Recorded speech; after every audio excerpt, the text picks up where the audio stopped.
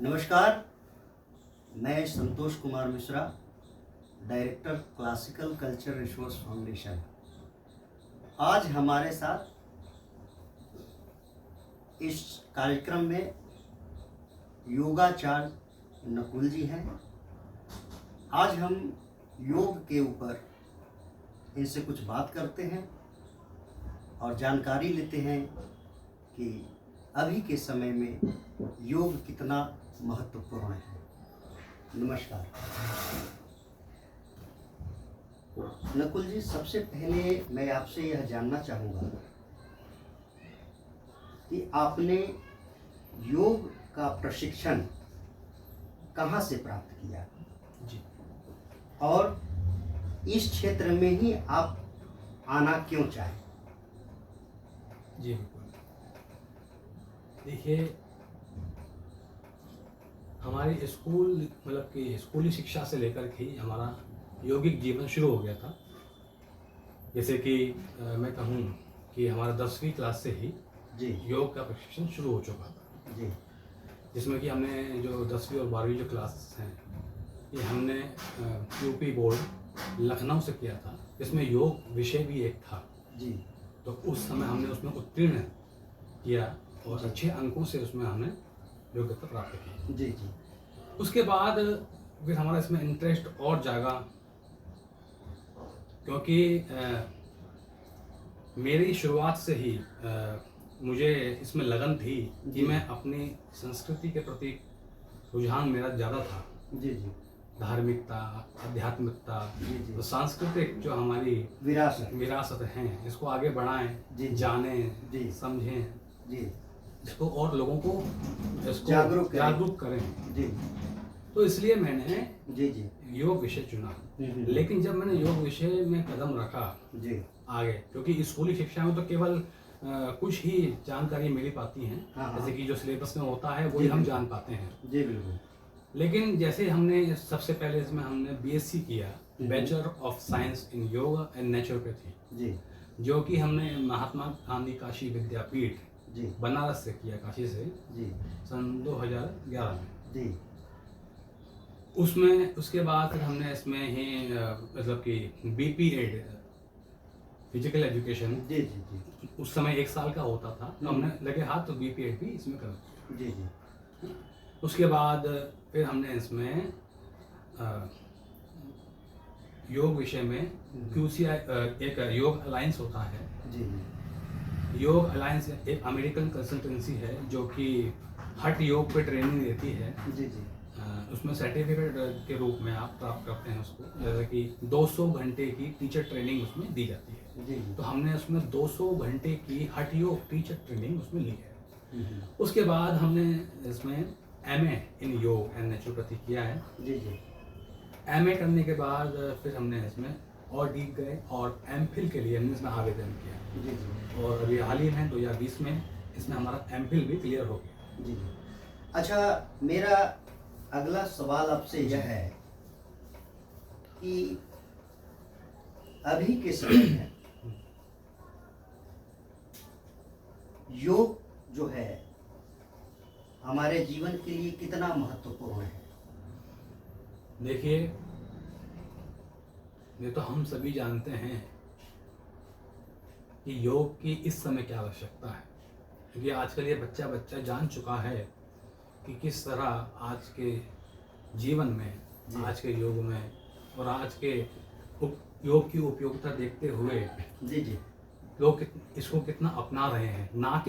ना सिर्फ स्वास्थ्य के लिए, अपितु हर प्रकार का स्वास्थ्य होता है। देखिए, मानसिक स्वास्थ्य, शारीरिक स्वास्थ्य, सामाजिक स्वास्थ्य, आध्यात्मिक स्वास्थ्य, इन सबको जो बांधे रखता है, इन सब में जो सामंजस्य रखता है, इन सबको जो कुशल रूप से चलाता है जी, वो एक योग ही है, जिसके माध्यम से हम ये सभी स्वास्थ्यों को मतलब कि स्वस्थ रह सकते हैं। इन मनुष्य के जीवन में योग का बहुत अलग प्रभाव है, क्योंकि गीता में भी भगवान श्री कृष्ण ये कहते हैं जी कि हे पार्थ, पीछे आदि युग में ये आदि योगी शिव ने योग विद्या माता सती को, माता पार्वती को दी थी। जी उसके बाद परंपरागत रूप से ऋषियों की परंपरा से ये आगे जगत में फैली, जी लेकिन बीच में फिर इसका जो है लुप्त हो गया। इस ज्ञान का, ये ज्ञान लुप्त हो गया, किसी विलुप्त कारण होता विलुप्त चला होता गया। चला गया। हम्म। ज्ञान विलुप्त होता चला गया, लेकिन फिर महर्षि पतंजलि आए, जिनको हम उनका शेषनाग का अवतार भी मानते हैं, जी जी महर्षि पतंजलि को। हम्म। उन्होंने फिर 300 इसमें 95 सूत्र द्वारा इसमें जी जी योग की इसमें सूत्रों द्वारा योग की रचना की अपने ग्रंथ में, जिसको पातंजलि योग प्रदीप और पातंजलि योग सूत्र के नाम से जाना जाता है। और शायद पतंजलि जो योगपीठ बाबा रामदेव जी जो चला रहे हैं, जी जी जी, उन्हीं के नाम पर उन्होंने हाँ जी हाँ जी, उन्हीं के नाम पर उनको उनको मतलब कि एक पैटर्न बना रखा है। पेटेंट। अच्छा, एक चीज़ और है कि हमारे भारत जी। में जो योग पद्धति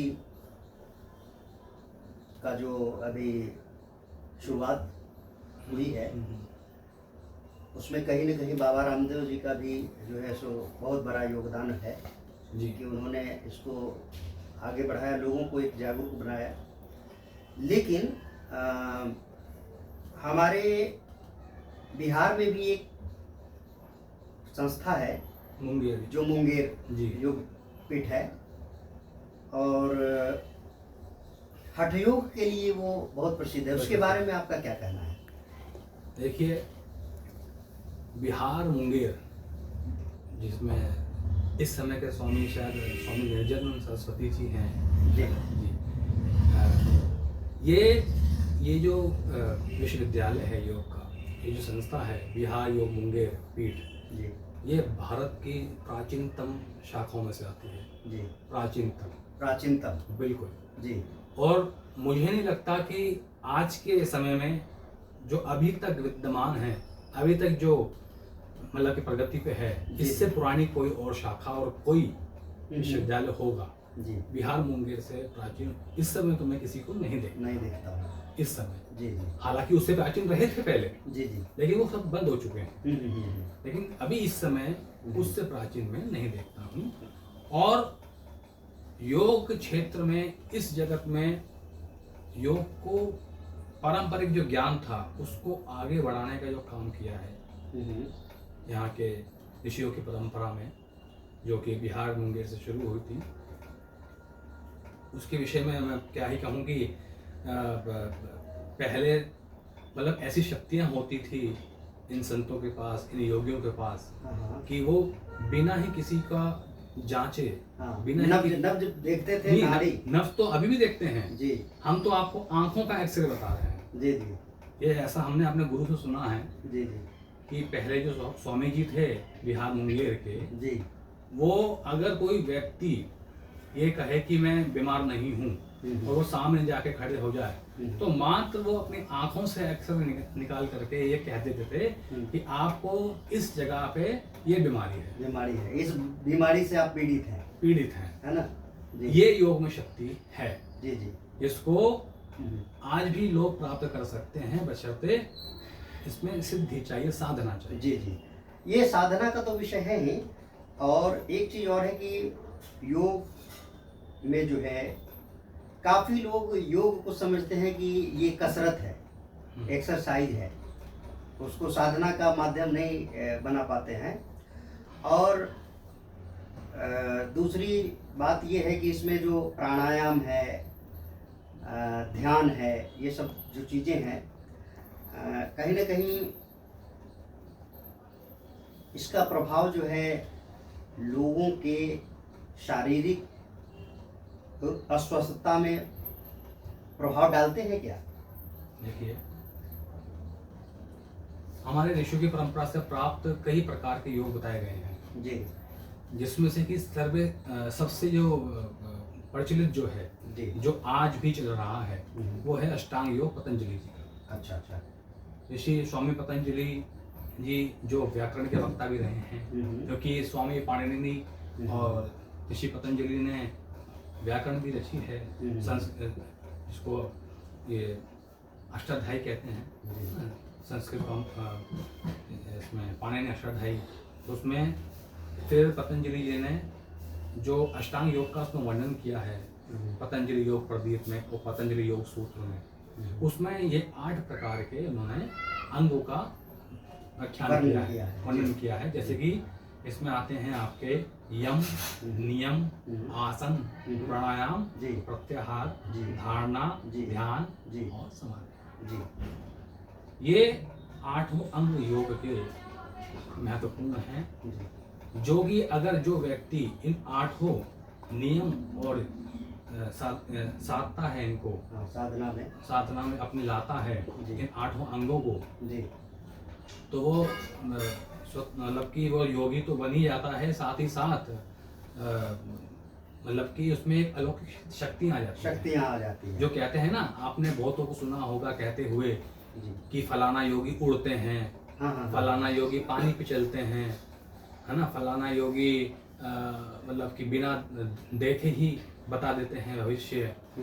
तो ये बात, ये कोई गप नहीं है, ये कोई झूठ नहीं है, ये बात प्रमाणिक है, हमारे ग्रंथों में उसमें वर्णन है, मिलता है कि आप इसमें, क्योंकि योगी योग करने से, क्योंकि भगवान शिव अपने शिव संहिता में ये स्वयं कहते हैं कि मैं, हे पार्वती, हे शक्ति, आज मैं जो कुछ भी हूँ तो योग के माध्यम से ही हूँ।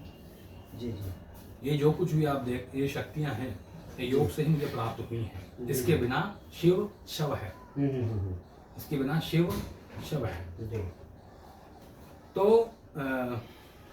जैसे कि आपका जो सवाल था इसमें कि योग की स्वास्थ्य के मामले में, स्वास्थ्य के मामले में क्या प्रभाव डालता है। तो सबसे पहले तो उसमें ये देखिए कि यम और नियम, इसमें 5-5 प्रकार के नियम आते हैं, है ना। हालांकि थोड़ा कठिन होता है आज के युग में इनको निभाना, लेकिन अगर कोई निभा पाए तो उनके लिए बहुत बेहतर, बिल्कुल बहुत बेहतर ही नहीं, बल्कि वो एक तरह से देवता बन जाता है। पुरुष जो है या जो भी इसको साधता है, वो अपने आप में एक अलौकिक शक्ति का मतलब की प्रवाह, उसके अलौकिक शक्ति का प्रवाह आ जाता है, वो उसका आधिकारिक अधिवक्ता बन जाता है। जैसे कि यम में आते हैं हमारे इसमें सत्य, अहिंसा, अस्त्य, अपरिग्रह और ब्रह्मचर्य। इनका कोई अगर पालन करता है, सत्य, अहिंसा, है ना, अस्त्य, अपरिग्रह और ब्रह्मचर्य, उसी प्रकार से नियम, सोच, संतोष, तप, स्वाध्याय और ईश्वर प्रणिधान, ये 5 नियम सबसे पहले इसमें आते हैं। इनको साधने के बाद ही योगी यानी कि जो साधक है वो आगे बढ़ता है और फिर यम नियम आसन की तरफ बढ़ता है। फिर आसन में पारंगत पाने के बाद फिर वो आसन प्राणायाम की तरफ बढ़ता है, फिर प्रत्याहार, फिर धारणा, फिर ध्यान लगाता है, फिर अंत में उसको समाधि की अवस्था प्राप्त होती है, जो कि 2 प्रकार की बताई गई है, संप्रज्ञात और असंप्रज्ञात, विशेष रूप से 2। इसमें संप्रज्ञात रूप में आपको पता रहता है कि आप समाधि में हैं और आपको आसपास का भान होता है। और असंप्रज्ञात समाधि जो होती है, उसमें आपको भान नहीं होता है कि आप कहाँ हैं, आप मतलब कि क्योंकि असंप्रज्ञात समाधि के बाद बहुत ही मुश्किल होता है कि योगी वापस जीवन में आ सकता है। अच्छा, एक चीज और मैं आपसे जानना चाहूँगा कि अभी के समय में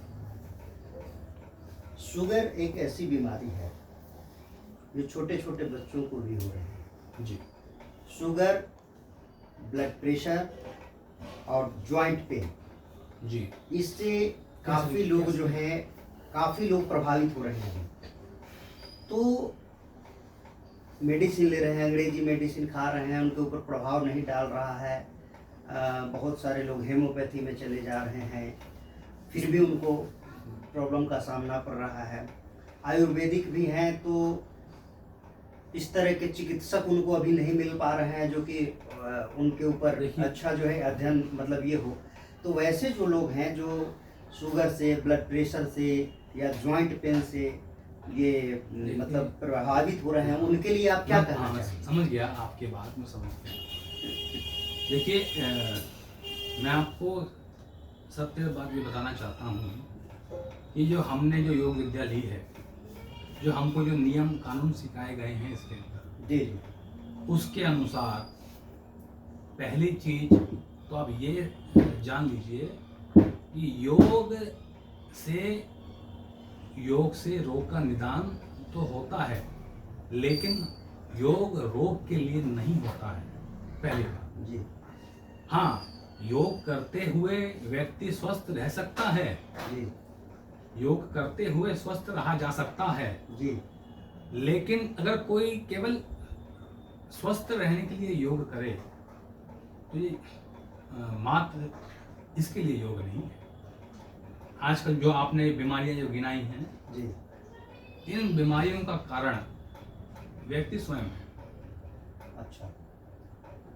जैसे कि आपने जो अभी मुद्दा उठाया कि बच्चों को भी ये शुगर, भीषण बीमारियां हो रही हैं, जी, जी। जो बचपन से होती हैं, तो उनको उनके माँ बाप से जेनेटिकली जी, जी, आती जी, है, जी। अनुवांशिक इनको बोलते हैं। जी जी किसी को शुगर है तो वो अनुवांशिक रूप से चली जाती है। तो इसमें सबसे बड़ा जो अभिनय जो इसमें रोल है बीमारियों को आने का, जी जी। वो है हमारा खुद का खान पीन, हमारी खुद की दिनचर्या, हमारी खुद की जीवन शैली। जी जी। कि हम अपनी जीवन शैली को, अपने खुद के खान पीन को कैसे रख सकते हैं, और ये सब हमको सिखाता है कौन? योग। क्योंकि अगर आप जब योग में आएंगे तो आपको शुरू से लेकर के अंत तक सब कुछ इसमें बताया जाता है, सिखाया जाता है। आचार्य आपको कैसी दिनचर्या आपकी होनी चाहिए, आपको सुबह से लेकर के क्या करना है, क्या खाना है, कौन सी ऋतु में आपको क्या खाना है, किस ऋतु में आपको क्या छोड़ना है, ये सब उसमें बताया जाता है। जी जी। यानी आपके कहने के अनुसार जी, योग से रोग से निजात नहीं पा सकते, योग के द्वारा रोग से निजात नहीं पा सकते, बल्कि योग के द्वारा आप उस रोग से मतलब छूट सकते हैं थोड़ा फास्ट। मतलब कि हम ये नहीं कह रहे कि पूर्ण रूप से, जैसे कि आप कोई कैंसर का मरीज आप ले आए चौथी स्टेज में, तीसरी स्टेज में, हम अब उसको हम ये थोड़ा ना कहेंगे कि भैया आप हम योग से ठीक कर देंगे। हाँ हाँ हाँ। इसमें दुआ और दवा दोनों का काम होता है। जी, जी। जैसे कि दुआ और दवा दोनों का काम होता है, उसी प्रकार योग में भी जो हमारे प्राचीन आचार्य हैं, जो ऋषि हैं, उन्होंने कहा है। नहीं, जैसे मैं ये क्वेश्चन आपसे ये इसलिए किया हूँ कि टीवी पे रामदेव बाबा आते हैं और वो रोग से निजात पाने के लिए ये आसन कीजिए, ये प्राणायाम कीजिए, ये सारी चीजें वो बताते हैं। हाँ बिल्कुल, तो उनका असर पड़ता है। देखिए हाँ। हम कोई भी आसन करें या क्रिया करें या प्राणायाम करें, उसका पर्टिकुलर भाग पे तो असर पड़ेगा ही पड़ेगा। मान लीजिए हमने जैसे कि कपालभाति, हाँ हाँ हाँ। अब कपालभाति को बहुत से लोग पेट से जोड़ देते हैं। अच्छा। ये मैं एक रहस्यपूर्ण बात बता रहा हूँ, ये है ना, क्योंकि जैसा कि शास्त्रों में लिखा है, कपालभाति का मतलब होता है, कपाल मतलब कपाल, भाति मतलब स्वच्छ, साफ करना, साफ करना। तो कपाल की शुद्धि जो करे हाँ हाँ वो कपालभाति है। जी। लेकिन इसमें साथ साथ पेट का भी काम हो रहा है, हाँ इसमें पेट भी शुद्ध हो रहा है, बिल्कुल। पेट की भी क्रिया हो रही है, और पेट से जुड़े हैं सभी अंग प्रत्यंग। बिल्कुल। समझ गए ना आप? हाँ हाँ। यानी कि एक कोई भी आप कुछ भी करें हाँ। तो वो पूरे शरीर पे काम करता है। अच्छा। तो ये मैं कहना चाह रहा हूँ कि असर तो डालता ही है, बिल्कुल डालता है, हाँ हाँ। लेकिन मेरा कहने का मतलब यह है आप स्वस्थ हो सकते हैं, स्वस्थ लोग हो रहे हैं इसमें, जिसका प्रमाण है, साक्ष्य है। जी जी जी जी। लेकिन फिर भी हम यही कहेंगे कि जो योग की जो वास्तविकता है, जिसके लिए योग करा जाता है, क्योंकि योग की परिभाषा ये नहीं है कि शरीर कि आप केवल स्वस्थ रहने के लिए योग करें। योग की अवधारणा हर एक ऋषि, हर एक संत के द्वारा अलग है, क्योंकि योग का मेन विषय जो है आत्मा का परमात्मा से मिलन बताया गया है जी। शक्ति का शिव से मिलन बताया गया है, आध्यात्मिक रूप से जोड़ा गया है ज्यादा ही, क्योंकि व्यक्ति का जीवन का उद्देश्य क्या होता है? मोक्ष की प्राप्ति। मोक्ष की प्राप्ति, है ना। मोक्ष की प्राप्ति के लिए आपको लोक कल्याण के साथ साथ खुद का भी शरीर स्वस्थ रखना होता है। तो इसलिए योग करते हुए हमने कहा है कि आपका जो उद्देश्य है वो होना चाहिए, ना कि स्वास्थ्य। स्वास्थ्य तो आप हो ही जाओगे, योग करते हुए स्वस्थ तो आप हो ही जाओगे, लेकिन यदि आप गंभीर बीमारी से जुड़े हुए हैं, आप बहुत मोटे हैं, ओबेसिटी है, थायराइड ज्यादा है, कैंसर है, चल नहीं पा रहे हैं, बैठ नहीं पा रहे हैं, तो उस स्थिति में योग नहीं है। उसके लिए पहले आप आयुर्वेद से परामर्श करें, आयुर्वेद से परामर्श करें, आयुर्वेद से खुद को अपना स्वस्थ करें। उसके पश्चात आप योग में इसमें मतलब प्रवेश करें। जी, लास्ट में आप हमारे दर्शकों को क्या कहना चाहेंगे? देखिए, आपसे यही एक मतलब कि निवेदन है कि करें योग और रहे निरोग, है ना। ये तो आप सभी कहते हैं, बस खाली यही कहना है कि आप अपनी जीवन शैली में योग को धारण करें, थोड़ा ही सही, कुछ ही सही समय निकालें अपने आप को स्वस्थ रखने के लिए और अपने पीढ़ी को, अपने बच्चों को, है ना। क्योंकि मात्र हमारा जो मकसद है, जो उद्देश्य है, वो शारीरिक स्वास्थ्य ही नहीं, योग से आप बहुत कुछ पा सकते हैं।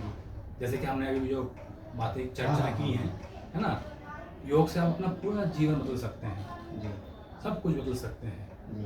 तो आप विशेष रूप से आप ये तय करें कि आपके अपने खान पान, दिनचर्या, आहार विहार सुधारें, क्योंकि देखिए 3 चीज बहुत महत्वपूर्ण बताई गई है आज के जीवन में। हम चाहेंगे अब उनको देखें, जैसे कि आहार विहार और निद्रा। आज की डेट में ये तीनों चीज ही लोगों की गलत हैं। ना तो आहार ठीक से है, ना विहार यानी कि जो दिनचर्या है वो ठीक से है, और निद्रा तो होएगी नहीं, क्योंकि जब ये दोनों ही ठीक नहीं होंगे तो निद्रा तो आएगी नहीं। जबकि अगर आप आहार विहार और निद्रा को ही अगर आप सुचारू रूप से साध लेंगे, ढंग से उसको जी लेंगे, आपको क्या खाना है, कब क्या करना है और कब सोना है, ये जान जाएंगे तो आपको निरोग रहेंगे, आपको रोग होएगा ही नहीं। और इसके लिए आपको कुछ नहीं करना, आपको बस खाली जानकारी प्राप्त करनी है, किसी आचार्य के पास जाना है, पुस्तकें पढ़नी है और अपनी संस्कृति के बारे में, अपने इतिहास के बारे में जानना है, अध्यात्म के बारे में जानना है ना। जैसे ही आप योग के विषय में पढ़ना शुरू करेंगे तो आपको स्वतः ही ज्ञान होता जाएगा कि हाँ, कि अब तक हम ये चीज करते आ रहे थे, ये चीज खाते आ रहे थे और ये हमारा समय था, वो टोटली गलत था, है ना।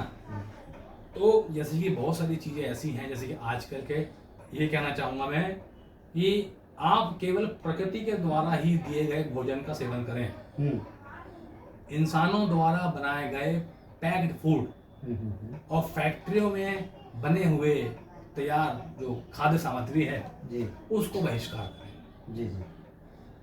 जो भी आइटम फैक्ट्रियों में बनता है, डब्बा पैक है, थैली पैक, पिन्नी पैक है, जो इंसानों द्वारा बनाया जाता है वो बीमारी का कारण है।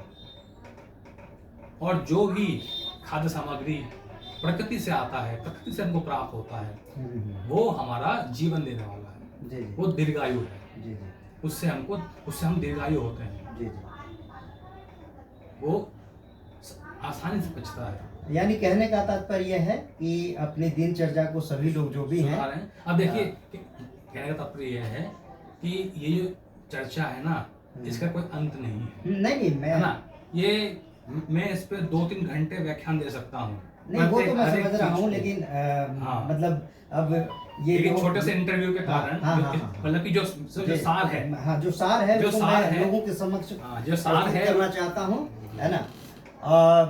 आज जो है हम योगाचार्य नकुल जी से बात कर रहे थे इस कार्यक्रम के अंदर, और आशा है कि यह आप सभी लोगों को इन्होंने जो अपना व्याख्यान दिया है वो काफ़ी लाभान्वित करेगा। और इसी के साथ हम आप सभी का हार्दिक अभिनंदन करते हैं। नमस्कार।